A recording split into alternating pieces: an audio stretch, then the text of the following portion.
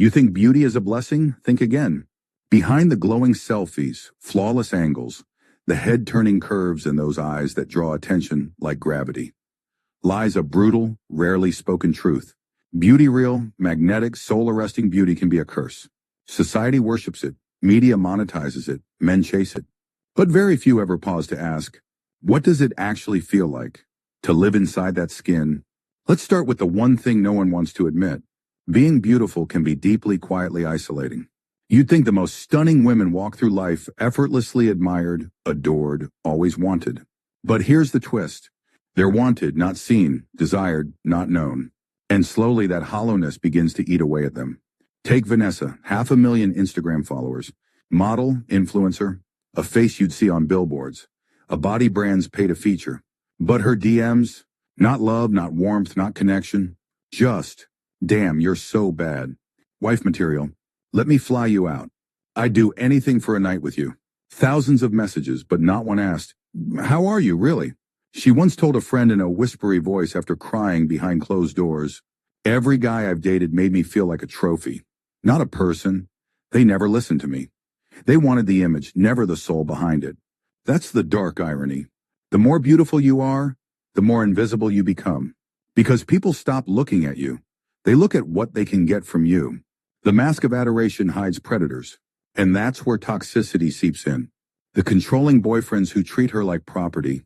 The fake friends who befriend her just to borrow her light. The jealous women who smile to her face, then destroy her reputation behind her back. Alina was the pretty girl at her university. Effortless beauty, quiet confidence, the kind who didn't need to post. Her aura spoke louder. One day a guy started dating her, handsome, smooth-talking, wildly charming. But once he had her, he began to slowly erode her self-esteem. You're lucky I'm with you. Guys only want you for your looks. You're not even that deep.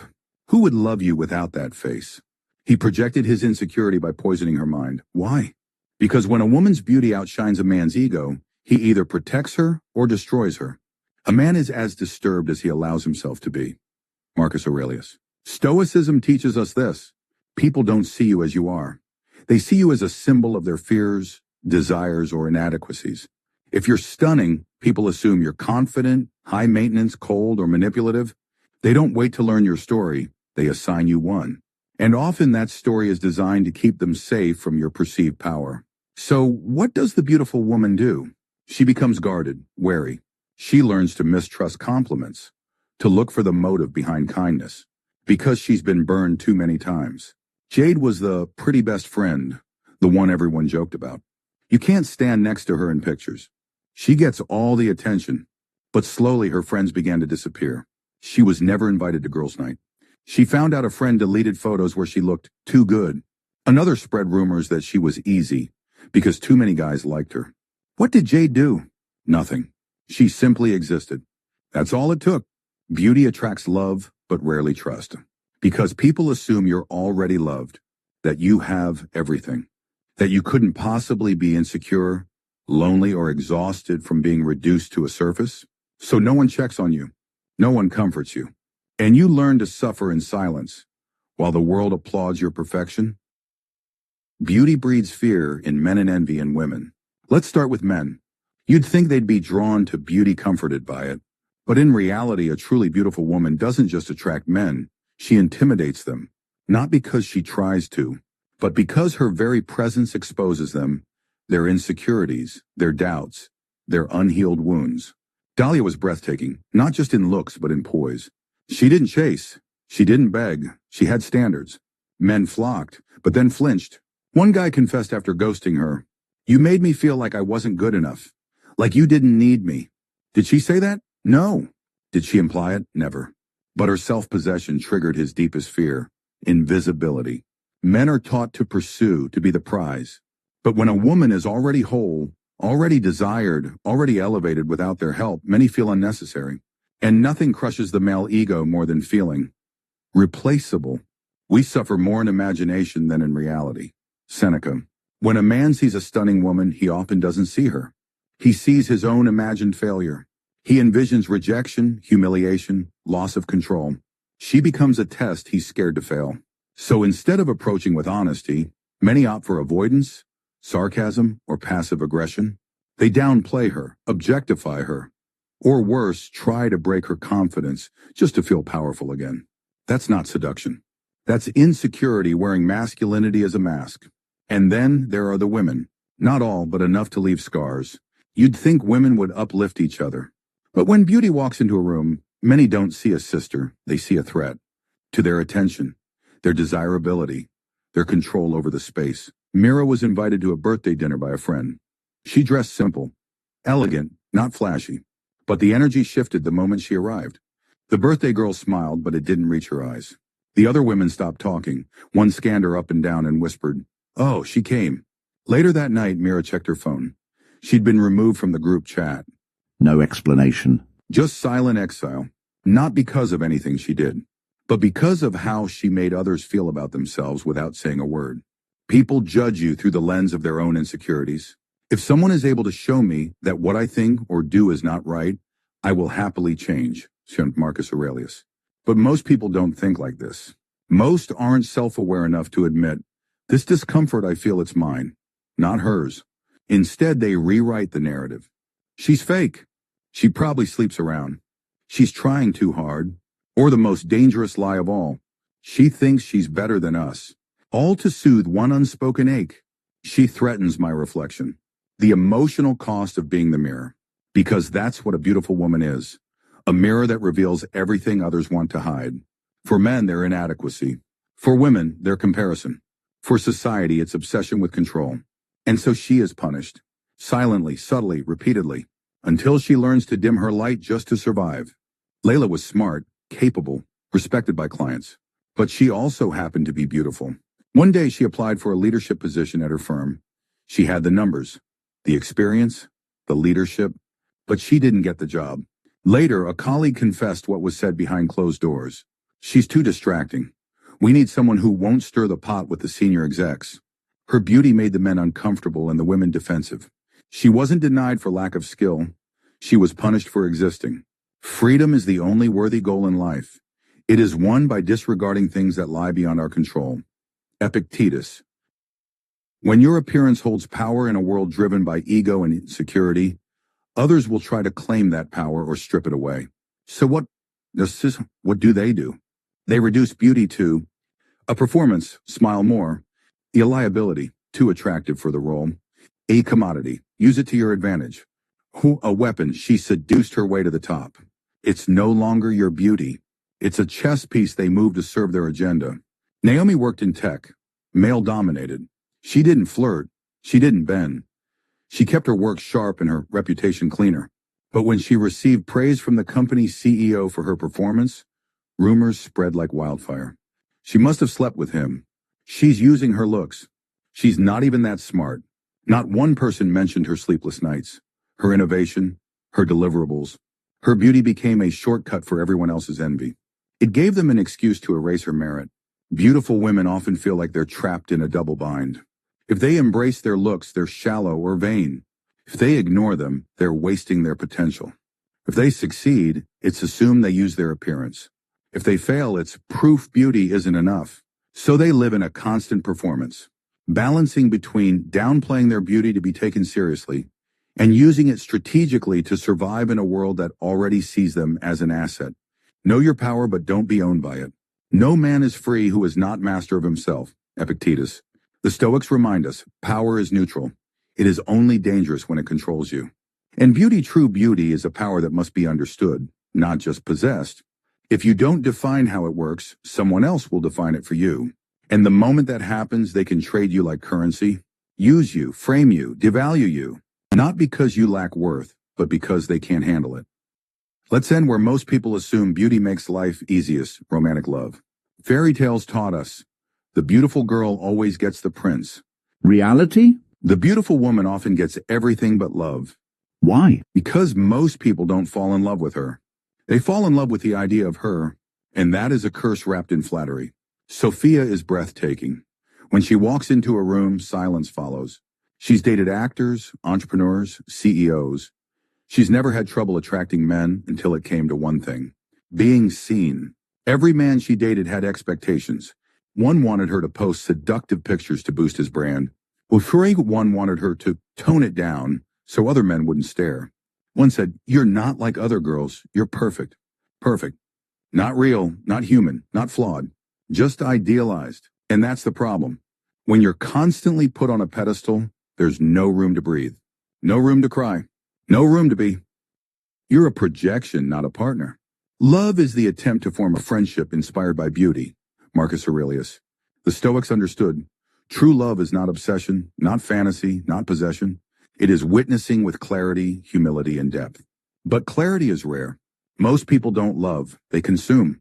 They chase the high of appearance, the validation of conquest, the prestige of having someone beautiful. And when that illusion fades, as all illusions do, so does their commitment. Kiara was once called a goddess by the man she loved. He spoiled her, showed her off, bragged about her beauty to friends, until she got sick. She gained a little weight. Her energy dipped. Her glow dimmed. Suddenly, he was busy. He stopped touching her, started pointing out what she used to look like. One night, he told her, "You're not the girl I fell in love with." No, she was just no longer the version of her that stroked his ego. To be even-minded is the greatest virtue. Heraclitus, inspired Stoic, thought, a truly beautiful woman must face a painful reality. She will never know if someone loves her or the reflection she casts. So she becomes cautious, guarded, not because she lacks emotion, but because she's tired of being admired by strangers and abandoned by lovers. She learns that romantic attention is easy, but emotional safety, that's the rarest thing on earth. So, what does she do? She hardens. She tests people. She pulls away when she wants to be held, just to see who will chase for the right reasons. Not out of lust, not out of control, not for the image, but for her. Her stories, her fears, her mind, her silence, her soul. The toxic trap of desirability. Men chase beauty. It excites them. It fuels their ego. It makes them feel powerful to have what others want. But here's the harsh truth. Not all men can handle beauty. Some admire it. Others try to own it. To them, your beauty isn't a gift, it's a threat. They see it like a trophy on a high shelf. One wrong move and someone else might steal it. So they do what insecure men do best. They lock it down. Not with love, with control. It starts like worship, ends like a prison. They say you're perfect. They call you angel and queen, once in a lifetime. They build you up so high so they can watch you fall. Then it shifts. You're really gonna wear that? Why did he like your post? You're always trying to get attention. Now it's not admiration. It's surveillance, interrogation, micro-control. Jessica was stunning tall, radiant, with an effortless charisma that made people turn heads in every room.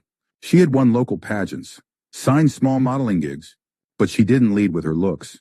She was kind, humble, gentle. When she met Andrew, a 38-year-old lawyer with charm, confidence, and expensive taste, she thought she'd found a mature man who could handle her strength. At first he was perfect. Daily flowers, public praise. He even told her, "Being with you makes me feel like I won the lottery." 3 months later, he asked for her phone passcode. He started texting her during her yoga classes saying, "You're probably getting stares." He told her to delete a swimsuit photo she'd posted before they even met. When she resisted, he called her a fame-thirsty slut. He once followed her after work just to see if she'd lie about where she was going. She finally left after he smashed her phone in a fit of rage because an old male friend commented on her post. But here's the disturbing part. Jessica got out. Many don't. Some women, especially those whose self-worth was tied to being desired, stay. Because they confuse obsession with passion. Because they mistake control for protection. He who is not master of himself will seek to master others. De Seneca Masham. The men who control beautiful women are not strong. They are weak men hiding behind dominance. They fear abandonment, fear competition, fear being seen as less. And so they manipulate, isolate, and diminish until the beautiful woman begins to doubt her own worth. The hidden danger of beauty. Society tells women that being beautiful is the ultimate prize. But the reality? Beauty makes you a target, not just for admirers, but for predators in nice suits. The narcissists, the love bombers, the ones who see your glow and think, if I can't have her, no one can. They don't want to nurture your light. They want to dim it, just enough so you won't leave. Sarah was 24. She had a timeless, classic beauty, elegant, but never loud. She dated a quiet man who wasn't overtly abusive. No shouting, no breaking things. Instead, he slowly disconnected her from her friends. Told her, they just want to use you for your looks. He didn't like her wearing makeup. Said she didn't need it anymore. He'd compliment other women in front of her, just to keep her on edge. She didn't realize she was in an emotionally abusive relationship until one day she saw an old photo of herself and burst into tears. The light in her eyes was gone. Desirability is power, but power always attracts threats. The question is, do you know the difference between a man who protects your light and one who wants to steal it? Because the world is full of men who say, you're too beautiful to be free, and unless you learn to spot them, beauty can become your cage. Beauty doesn't just attract male attention. It often invites female hostility, subtle, quiet, and disguised as friendship. They smile, compliment your dress, laugh at your jokes, but behind your back, they're tearing you down. Why? Because beauty in the eyes of some women is a threat to their social ranking. It awakens comparison, insecurity, jealousy, and instead of confronting their own self-worth, they attack yours. It is not that things disturb us, but our judgments about them. Epictetus. To the insecure, a beautiful woman is a mirror. And when they don't like what they see, they try to break the mirror, not fix themselves. The trap? You get punished not for what you do, but for how you make others feel about themselves. Some men don't fear your beauty. They exploit it. They see you not as a partner, but a status symbol, an ornament, an ego boost. They'll parade you around, show you off, introduce you with pride. But behind the scenes, they never ask how you feel. Never treat you like an equal. You're a trophy, not a woman. Jade, 27, dated a tech entrepreneur who wined and dined her in five-star hotels. He flew her to Dubai, bought her designer bags, showered her with luxury. But every conversation revolved around him. His work, his status, his needs. When she spoke up about feeling emotionally neglected, he smirked and said, "You're living a life most women would kill for. Don't be ungrateful." She realized he didn't love her. He loved what she did for his image. He is a wise man who does not grieve for the things he has not, but rejoices for those which he has. Epictetus. A man who truly values you sees your beauty as a part of your whole, not the total sum. Those who objectify you, even with praise, only know how to possess, not honor. This is the most invisible trap of all. When you're beautiful, people assume you're confident, privileged, desired, and endlessly admired. So when you cry, they say you're being dramatic. When you struggle, they say you're too pretty to complain. When you're lonely, they think you must be lying. And so you learn to suffer in silence because beauty cancels out your right to pain in the eyes of others. Sophia was the it girl and high school cheer captain, perfect smile, homecoming queen. But behind closed doors, she battled anxiety and depression. When she confided in a friend, the response was, "Girl, you depressed? Please, look at you. You're just bored." Sophia stopped opening up. And for 3 years, nobody knew she was quietly self-harming. Sometimes even to live is an act of courage. Seneca. Society glamorizes beauty but dehumanizes the beautiful. It expects them to be flawless, emotionally, mentally, socially. So when they suffer, no one believes them. That's the cruel paradox. The prettier the mask, the less people think you bleed. In the beginning, they obsess over you. They call, text, plan dates, say they've never felt this way before. But the moment you say no, the moment you set a boundary, the moment you don't reciprocate their level of intensity, the love turns to hate. They ghost, they insult, they try to damage your reputation. Because they didn't want you. They wanted control over the object they projected their fantasy onto. Alicia met Ben through mutual friends. He was sweet, attentive, caring. Too caring. He bought her flowers after one date. Said he wanted to marry her one day. When she politely pulled back, he flipped. He called her manipulative, a tease, and started telling others she used him, all because she didn't fall fast enough. He never loved her. He loved the idea of possessing her and hated when that fantasy collapsed. To love only what happens, what was destined. No greater harmony. Marcus Aurelius. True love allows freedom. False love demands compliance. The beautiful woman often becomes a canvas for other people's fantasies and gets punished the moment she doesn't play the role they imagine. False friendships, envy in disguise. You'd be shocked how many beautiful women live in a constant state of emotional vigilance, not because they're paranoid, but because they've been wounded by those who claim to love them the most. Not by men, by their own friends. And not enemies either. Friends who smiled, supported, complimented, then slowly turned cold. The curse of uninvited attention. Take Rita. She was always the hot one in her group, but she never weaponized it. She didn't flirt recklessly. She downplayed her looks.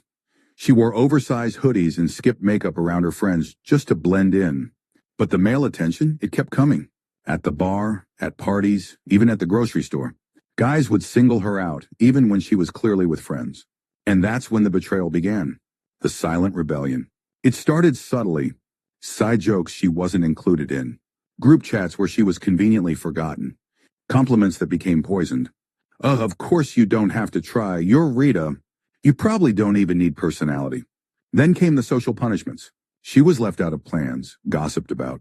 One friend even went behind her back and started dating a guy Rita had told her she liked, then claimed it just happened. But the worst moment?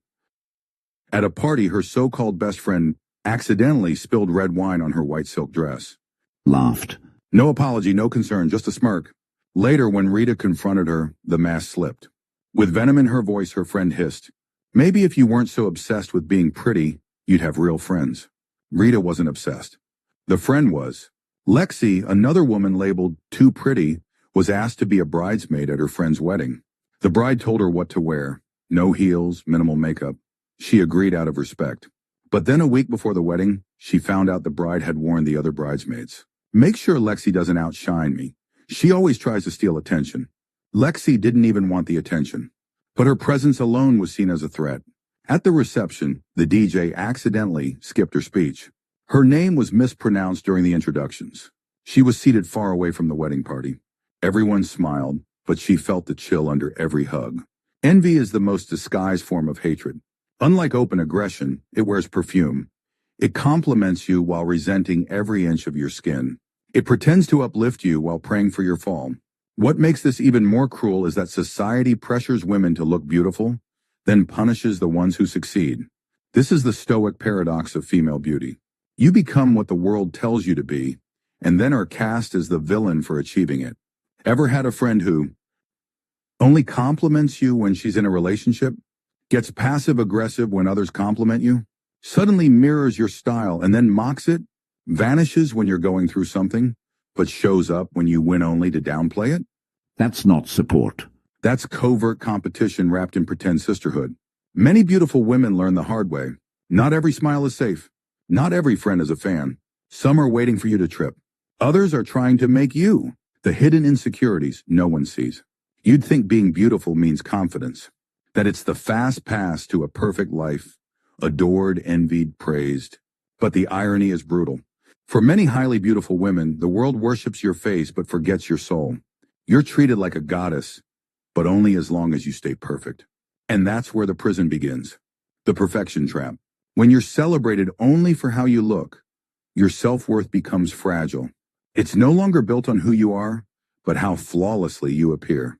Suddenly, a wrinkle is not a sign of wisdom, but of fading value. A younger woman isn't just someone new. She's a threat to your identity. A photo without makeup isn't vulnerable, it's dangerous. The clock becomes your enemy, not because you're afraid of aging, but because the world has taught you that you stop mattering the moment you stop turning heads.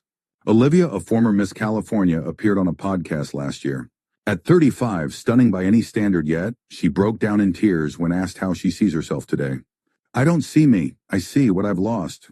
I was told my whole life I was special because I was beautiful. But now I walk into a room and no one turns.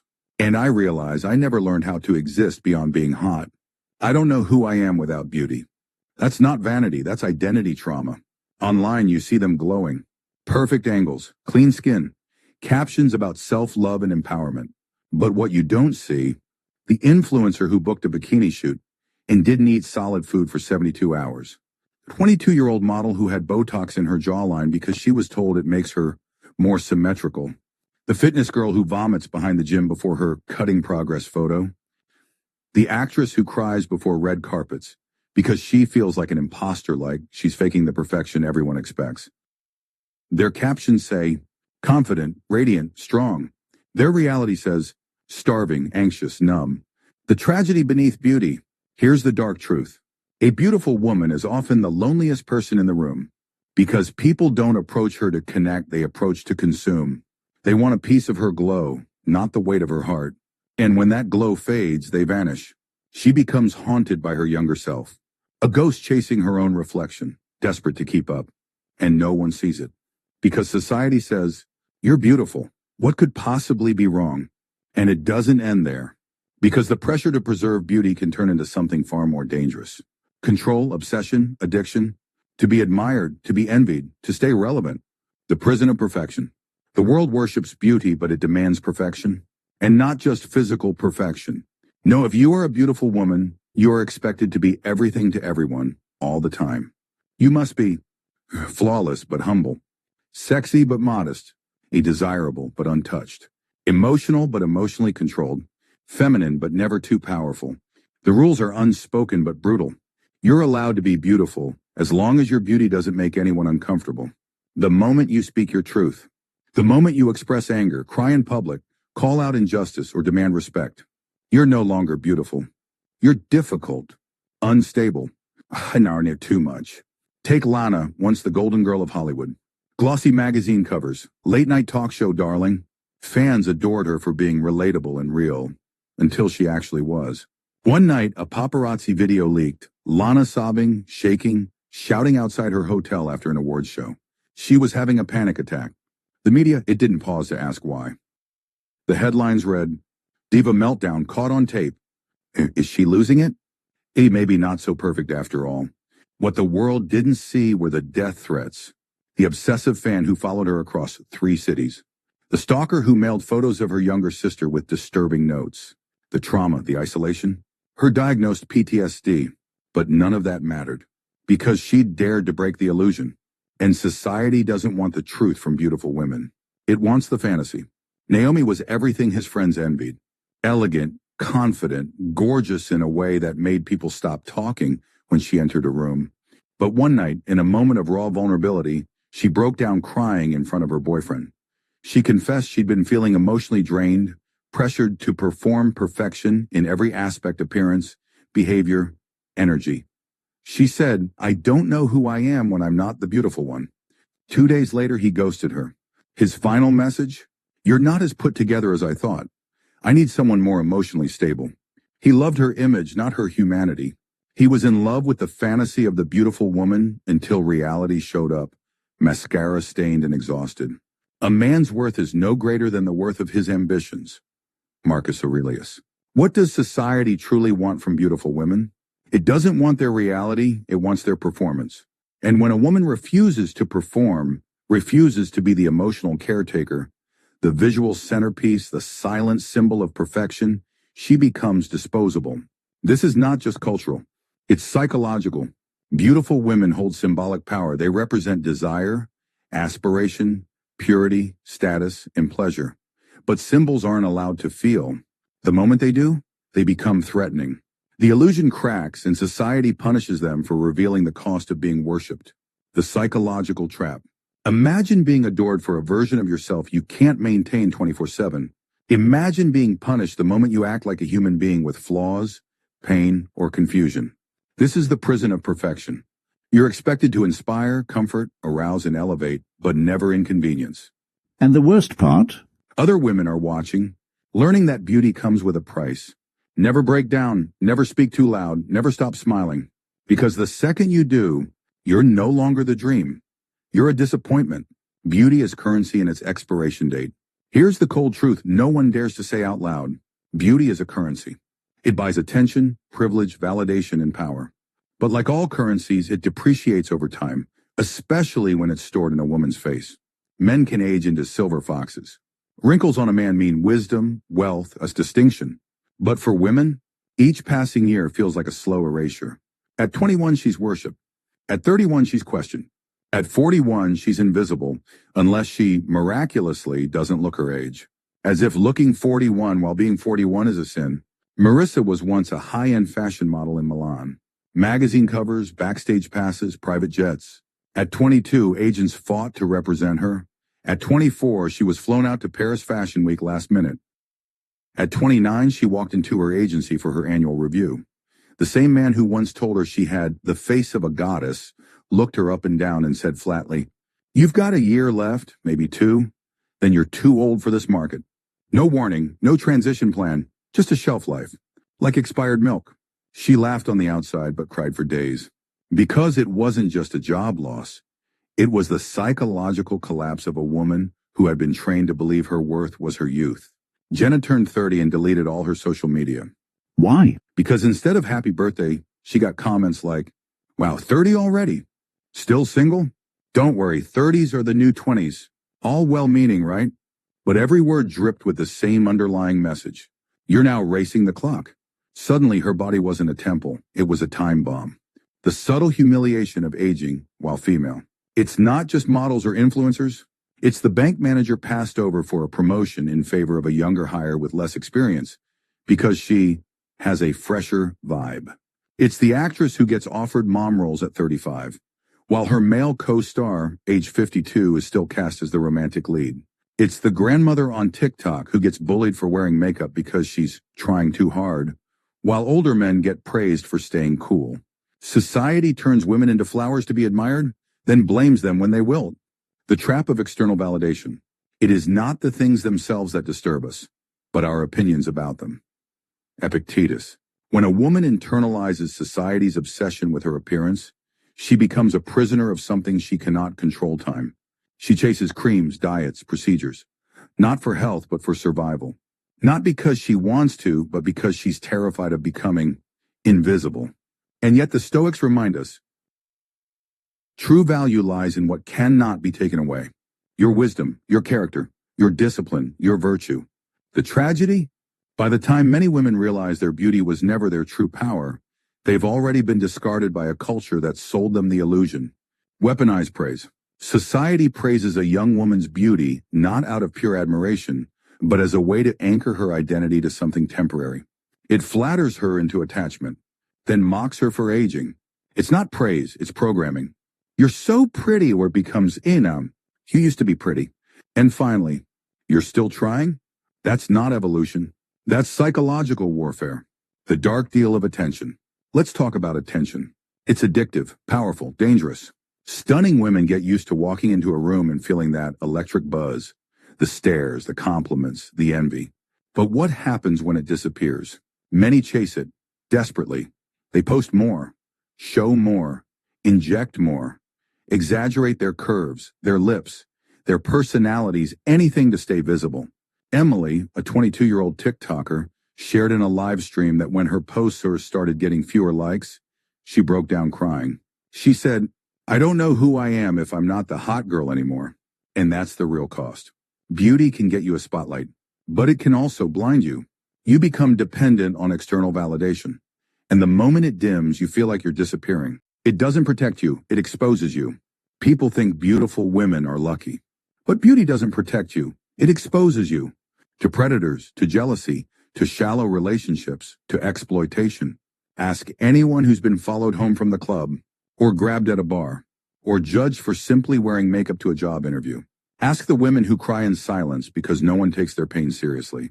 Because people assume they have it all. No one thinks to ask, are you okay?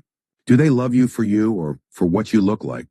When was the last time someone saw your soul, not your skin? But here's where it gets darker still. There's a side to this beauty obsession that's even more twisted. Because what happens when the most beautiful women start using their looks as a weapon? When beauty turns into power and then into manipulation. Not every beautiful woman is a victim. Some realize early, if the world only values my looks, then I'll use it to my advantage.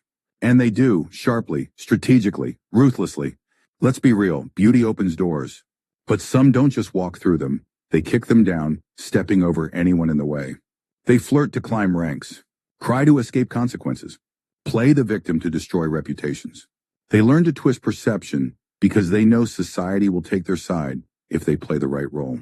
Think of the scandal at that New York tech firm where a junior employee accused her male manager of misconduct. The investigation revealed private texts showing she had fabricated the entire thing out of revenge after he ended an office affair.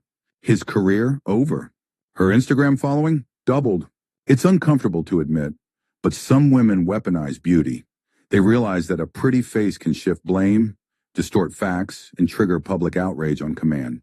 Look at me, would I ever lie? And society believes it, because we're conditioned to associate beauty with goodness. But what if that's a lie? What is behind that angelic smile is calculated control? What if beneath the tears is a practiced performance, beauty and the power to destroy? There's a disturbing pattern hidden in public scandals, private courtrooms, and viral drama. When things go wrong, stunning women are often believed without question, and sometimes that power is abused. Think of the Amber Heard-Johnny Depp trial. Regardless of where you stood, one thing was clear.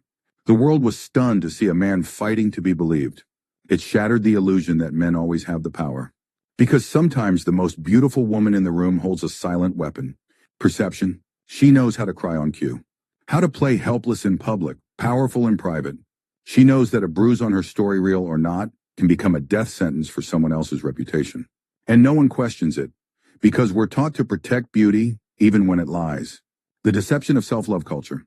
Then there's the modern trend, this self-love movement, that teaches beautiful women to flaunt themselves under the banner of confidence. But here's the truth. A lot of what's marketed as self-love is actually self-obsession. Endless mirror selfies, overpriced glow-up routines, caption wisdom about embracing your flaws, all posted after hours of filters, edits, and retakes. It's not healing, it's hiding. A culture built to mask deep insecurity with surface-level affirmation. Sophie, a 20-year-old YouTuber, once confessed in a deleted vlog that she felt empty after every confidence video she posted. I tell girls to love themselves, but I hate myself when the camera's off. Because that's the lie being sold. That beauty, worth. That admiration, entrepreneur's love. That attention reeks the happiness. But in reality, it's a sugar high, and it always crashes. Beauty is a double-edged sword. Let's stop pretending beauty is a gift without a cost. It brings status, but also isolation. It brings praise, but also pressure. It opens doors, but sometimes leads into cages. And the world is quick to envy the spotlight, never realizing it can burn. We've been fed this illusion. If I were just more beautiful, everything would be better. But the truth? Even the most beautiful women cry alone. Even the most admired feel unseen. Even the most desired end up in rooms full of people who want them, but don't know them. And the cycle continues. Because society doesn't just obsess over beauty, it uses it, consumes it, destroys it, and when it's done, it moves on to the next pretty face, leaving the last one to pick up the pieces. But here's the final question no one dares to ask. What happens when a woman wakes up and realizes her entire life, her relationships, her identity, her self-worth was built on how she looked, not who she was? Reclaiming the power beneath the surface. So what does it all mean? If you've seen yourself in these signs, the stares, the jealousy, the subtle sabotage, the strange privileges, the silent punishments. You're not imagining it. You are not just pretty. You are not lucky. You are not asking for it. You are undeniably, impactfully beautiful. Not because of a makeup routine or a perfectly curated feed, but because your presence disrupts the environment. Because people remember you, even if they try to ignore you. Because your unintentional allure becomes other people's psychological battleground. But here's the most important truth of all. Your beauty is not your identity. It is a feature, yes. It can be powerful, yes. But it is not who you are. And once you stop relying on it to define you, You become unstoppable. the cost of unclaimed power. Many women never claim this truth. They spend years confused by the strange energy around them. They shrink to make others comfortable. They downplay their looks to seem humble. They carry guilt they never earned and shame they never deserved. But shrinking doesn't protect you. It just makes you easier to forget. You can either keep being the girl who doesn't understand why people treat her weirdly, or you can become the woman who walks in full knowledge of her effect without apology. And when your looks begin to fade, as they will, you'll already be 10 steps ahead. Because you built your foundation on character, clarity, wisdom, and self-possession, not a reflection. Detach from praise, rise beyond judgment. If you are distressed by anything external, the pain is not due to the thing itself, but to your estimate of it, and this you have the power to revoke at any moment. Marcus Aurelius. Detach from the flattery. Detach from the hate. Neither defines you. Beauty gave you access, but it's what you do with that access, who you become beyond it, that determines your legacy. Be the woman whose beauty makes them stare. but whose mind makes them listen, whose soul makes them respect, and whose strength makes them remember. Beyond the mirror. If you recognize these signs, don't be afraid of them. You're not imagining your power.